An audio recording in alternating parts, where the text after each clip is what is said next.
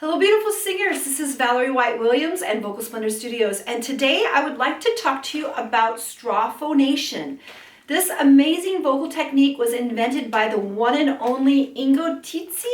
I was able to see him in a vocal workshop in Seattle last year, and he was an amazing man, probably the most famous pedagogue in the world as far as vocal technique. So I will leave a link to his original video on straw phonation, so I would like to share that with you. So what the straw does is it helps us generate energy into our breath energy, and also helps the larynx feel its position and getting things correct. It's really one of the most simple vocal exercises, and it is so powerful. So here's what we do. I have a bag of straws that I keep my straws in, and you can use any straw that you can get. This is just a grocery store straw with a little thing. And then you can also use the straws like this. You can't see it, or I put it in front of me, like little coffee straws, the little smaller ones.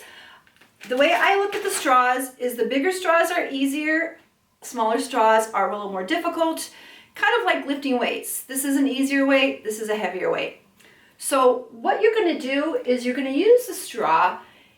Oh, let's start with this one thing. Let's start with using the water technique. So if you really have problems with your vocal breath flow, a really great exercise is simply to take your straw, put it in some water, and just blow bubbles.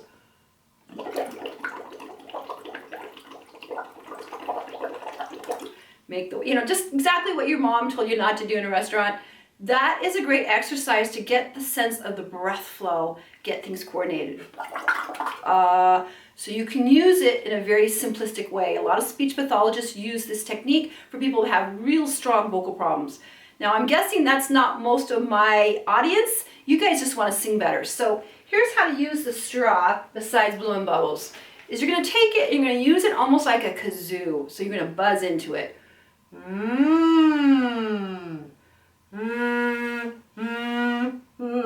So what the straw does is, again, it manages the breath and it helps the phonation be really honest, because we're not having to deal with any mouth position, which is usually another issue that singers need to work through, is letting go of all that tension, which I've done some videos regarding that. So what you can do with the straw is just buzz with it as a warm-up. I like to do little sirens.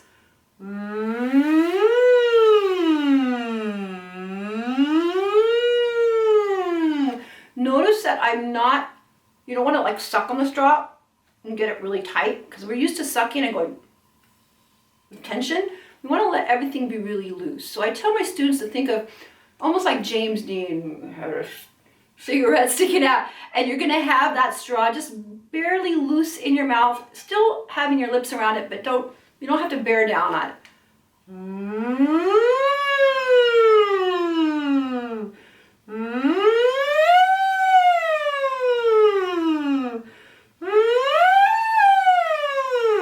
Now, I'll be honest, those sounds aren't pretty. They don't have a real powerful sound, but what they do is they align the voice in a really gentle way. So after doing basic kind of siren stuff, you can also do actually going between intervals, like slides as we call them. So I'm going to do like a perfect fourth slide.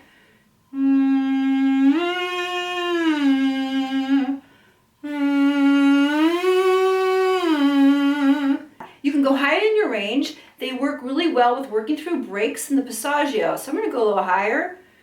A little even higher.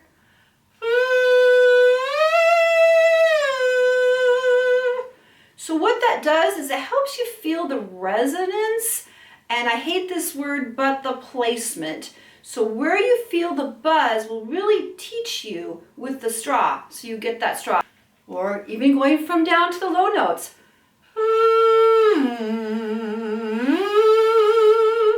So what that will do is, once you get that placement,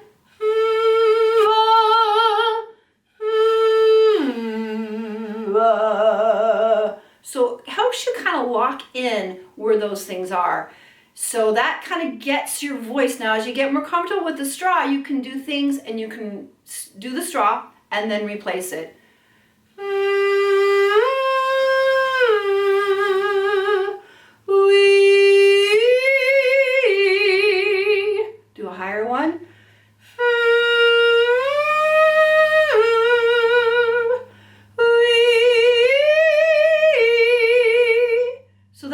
bigger straw. Let me do a little bit with the smaller straw here. Okay, it's really tiny. So I have to buzz harder. I have to put a little more breath energy into it. So we're gonna do the same thing. I have to work harder with that smaller straw. So I'm gonna go a little higher.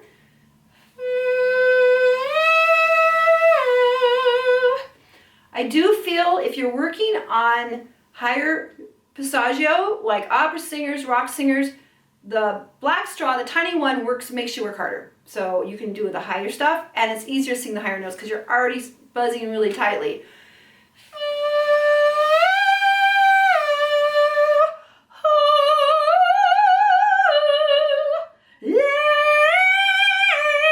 Works both ways. So if you're going into more of a belt rock, we're going to change the face position. And I know I haven't really talked about the difference between belting and a more classical approach.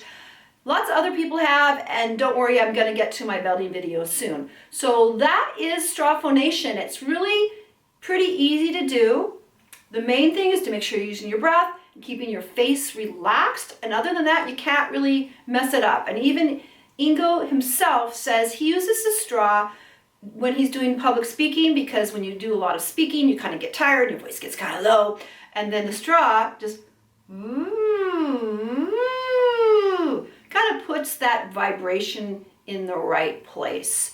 And that's what we're trying to do. All right, have you tried straw phonation?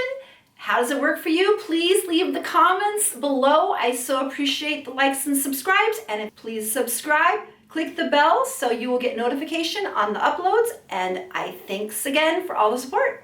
Have a great day.